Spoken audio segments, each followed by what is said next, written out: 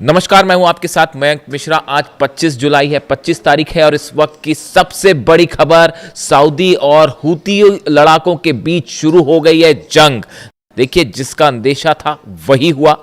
Houthi और Saudi आमने सामने हैं और ईरान की मिसाइल्स ने लाल सागर को घेर लिया है। देखिए, ये बड़े डेवलपमेंट्स हैं। सऊदी अरब के नेतृत्व वाले गठबंधन ने यमन के हुदैदा पोर्ट में हूतियों के सैन्य ठिकानों पर एयर स्ट्राइक्स की है और जिस तरह से दो सऊदी के जहाज जला दिए गए थे, एंसेलिया और लायला, उसके बाद ये कार्रवाई की गई है, ऐसा सऊदी का कहना है। और सऊदी का जो नेतृत्व वाला गठबंधन है उसकी तरफ से एयर स्ट्राइक्स की गई और हुदैदा प्रांत में हूतीस की जो मिलिट्री बेसेस हैं, मिलिट्री ठिकाने हैं जहां पर मिसाइल लॉन्चर्स भी हैं, इनको निशाना बना के हमले किए गए। Saudi Arabia has launched strikes on Yemen's Houthi-held city of Hodeidah, the group's foreign ministry has said, in the largest escalation of the conflict amid the regional war between the United States and Iran। America और Iran के जंग के बीच हमने जो है वो Hudaydah में Houthi के ठिकानों पर हमला किया है, इस तरह की खबरें हैं सामने। इसके अलावा हूती के जो सबसे बड़ा एक गढ़ माना जाता है पश्चिमी तट पर, कामरान आइलैंड है, कामरान द्वीप है, इसके ऊपर भी एयर स्ट्राइक्स की गई हैं। 2022 में हूती और सऊदी के बीच जो सीज फायर हुआ था अब वो टूट चुका है और मिडिल ईस्ट में एक नई जंग का आगाज हो चुका है। अब देखिए, इसके बीच में एक बड़ी खबर यह है, बड़ा डेवलपमेंट ये है कि बताया ये जा रहा है कि ईरान ने यमन के कई ठिकानों पर अपनी मिसाइल्स तैनात कर दी हैं। इस तरह की सीक्रेट इंफॉर्मेशंस आ रही हैं, यानी ईरान को इस बात का अंदेशा था कि हूतीस पर हमला किया जाएगा, हूती को निशाना बनाया जाएगा।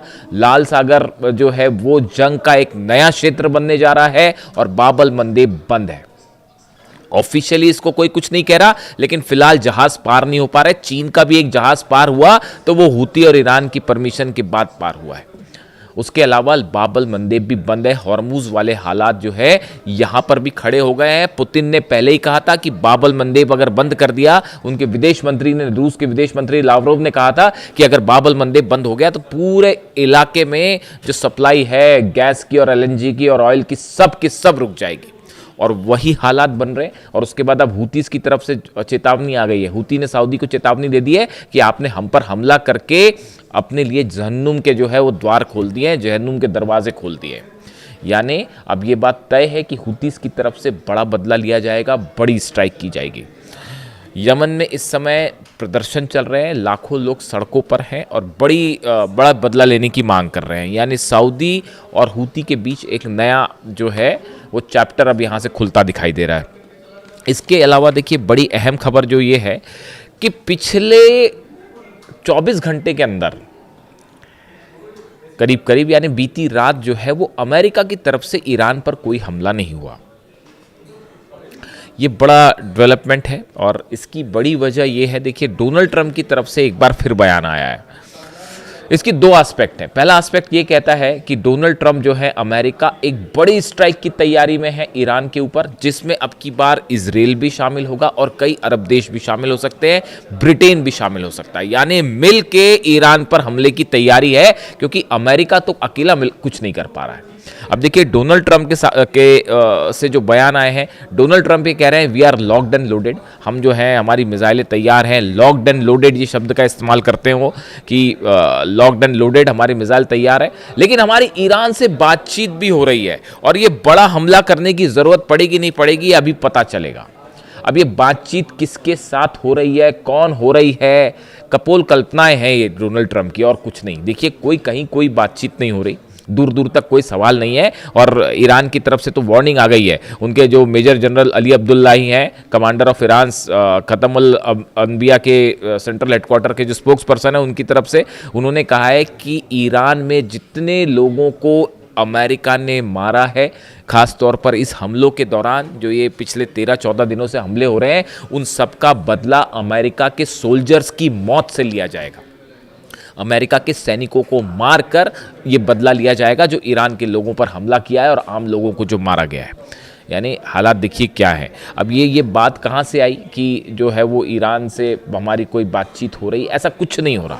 तो ये बात डोनाल्ड ट्रंप ने क्यों कही, इसके पीछे की हकीकत ये है कि अमेरिका के डिफेंस सिस्टम बुरी तरह से तबाह हुए हैं। चाहे कुवैत की बात कर लीजिए, चाहे जॉर्डन की बात कर लीजिए, चाहे बहरीन की बात कर लीजिए, चाहे कतर की बात कर लीजिए, इन चार, इराक, इन 5 लोकेशंस पर अमेरिका के डिफेंस सिस्टम पर मिसाइल्स बरसी हैं। और हालात ये हैं कि अगर जब तक उसको रिप्लेस नहीं किया जाएगा तब तक जंग करते हैं। तो इन देशों में एक भी अमेरिकी सुरक्षित नहीं है। यही बात मैं आपसे कह रहा था। अब ये देखिए, ये रिफ्लेक्ट हो रहा है, आपको कोरिलेट करके देखना पड़ेगा।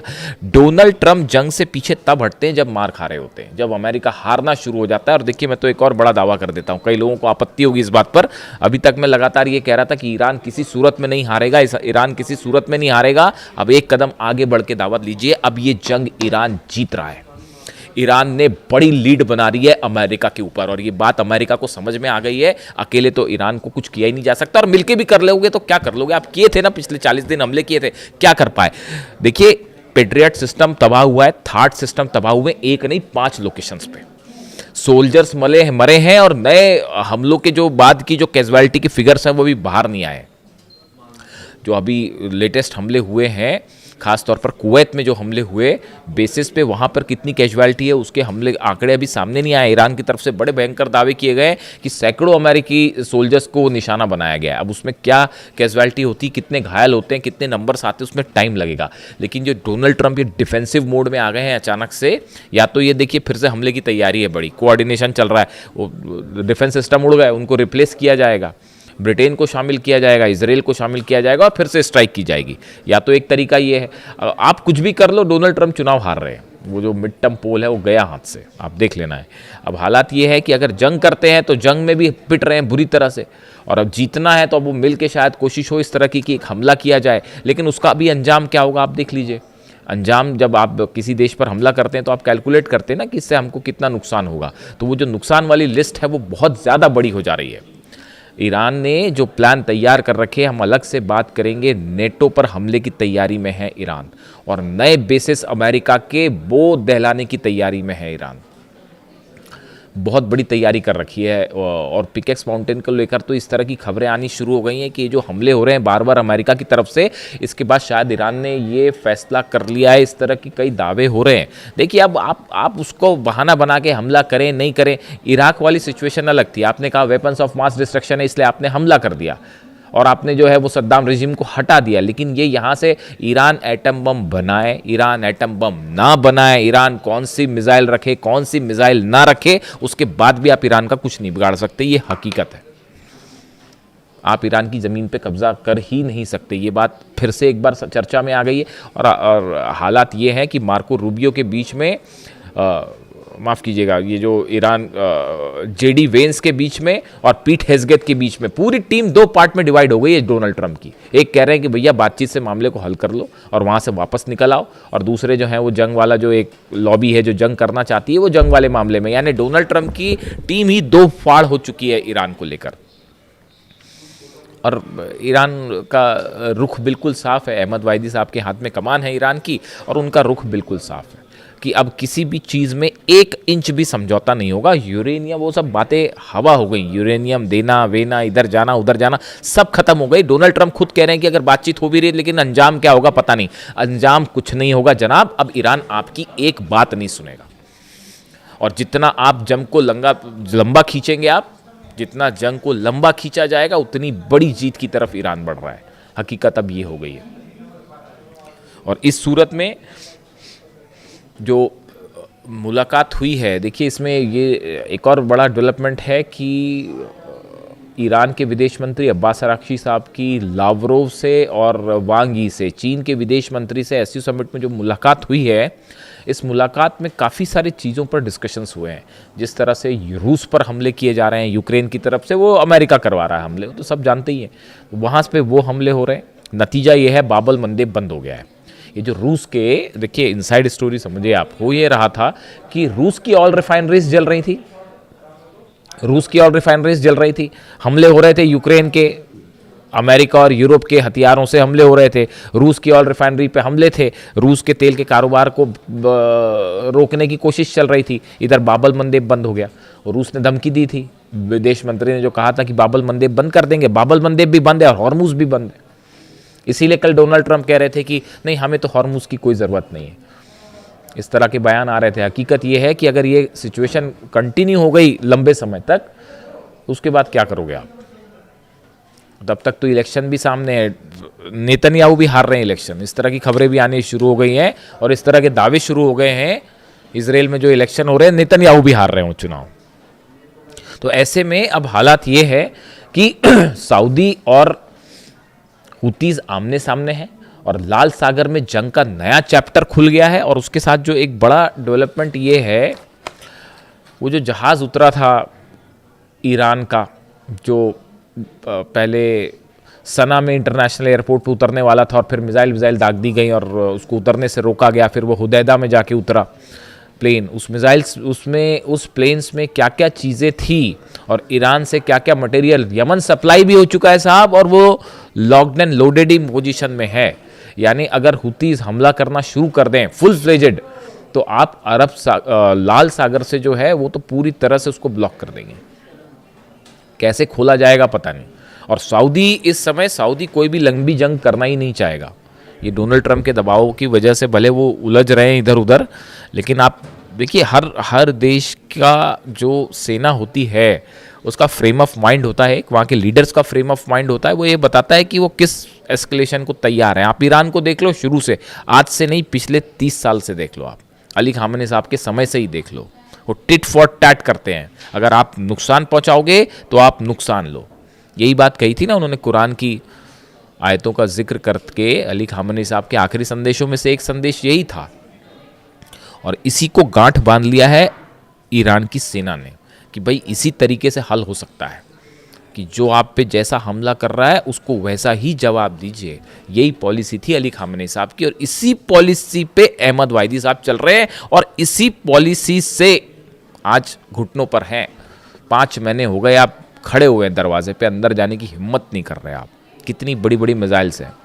और वो टॉमहॉक वाली जो मैंने कल वीडियो बनाया था आपको कि टॉमहॉक मिसाइल गिरा दी है, उसने सनसनी फैला दी है डिफेंस इंडस्ट्री में। देखिए, एक तो होता है खबरें बनाना, एक जर्नलिज्म इंडस्ट्री होती है कि साहब हमने आपको खबर बताई, आपने अपनी खबरें सुनी। एक पीछे बड़ी लॉबी इंडस्ट्री काम कर रही होती है जो ये समझ रही होती है अरे कौन से देश के पास कौन सा हथियार है, किसका जेट गिर जा रहा है, किसकी मिसाइल गिर जा रही है।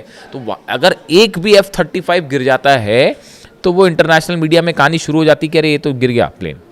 वैसी जो है वो टॉमहॉक मिसाइल को ईरान का मार गिराना, और वो मलबा भी दिखा रहे हैं साहब उसका वो रैकेज भी दिखा रहे हैं गिरा हुआ। तो टॉमहॉक मिसाइल को मार गिराना अपने आप में ईरान के लिए बड़ा अचीवमेंट है डिफेंस सिस्टम के लिए। कौन सा डिफेंस सिस्टम है अभी वो चीज़ें साफ नहीं है। ईरान अपने साथ लगातार, देखिए जो दूसरी जंग रही इसमें ईरान ने बड़ा सरप्राइज़ ये दिया कि ईरान ने वो मिसाइल्स का इस्तेमाल किया जिस पर लगातार रिसर्च चल रही थी, उसको एडवांसमेंट किया जा रहा था। मतलब ये जो खबरें थी इस तरह से CIA या मोसाद के पास कि ईरान की मान लीजिए खुर्रमशहर 4 मिसाइल है, तो उनके पास ये जानकारी थी कि ये 2000 से 2200 किलोमीटर तक हमला कर सकती है। वो दाग दी तो वो चली गई 2500 के ऊपर, और पता चला नई रेंज जो है वो खुर्रमशहर 5 पे भी काम शुरू हो गया, और हो सकता है वो 5000 किलोमीटर दाग दे। वो ब्रिटेन में तैयारी हो रही है कि इधर से मिसाइल आएगी तो क्या होगा। वो जो बेसिस से B-1 बॉम्बर्स उड़े हैं जो हमला कर रहे हैं ईरान पर पिछले 14 दिनों से, वो ईरान ने उसको भी रॉयल एयरफोर्स के उस बेस को भी जो है वो निशाने पर ले लिया है। डिएगो गार्सिया भी निशाने पर आ गया है। इस पर चलिए अलग से बात करेंगे, लेकिन अभी हालात ये हैं कि अरब और हूती के बीच में एक नया, सऊदी के बीच में नया चैप्टर खुल गया है, और अगले कुछ घंटों में तय हो जाएगा कि ये मामला किस तरह से आगे बढ़ता दिखाई दे रहा है। इससे जुड़ा जो भी अपडेट है आप तक पहुँचाऊँगा। Thank you so much.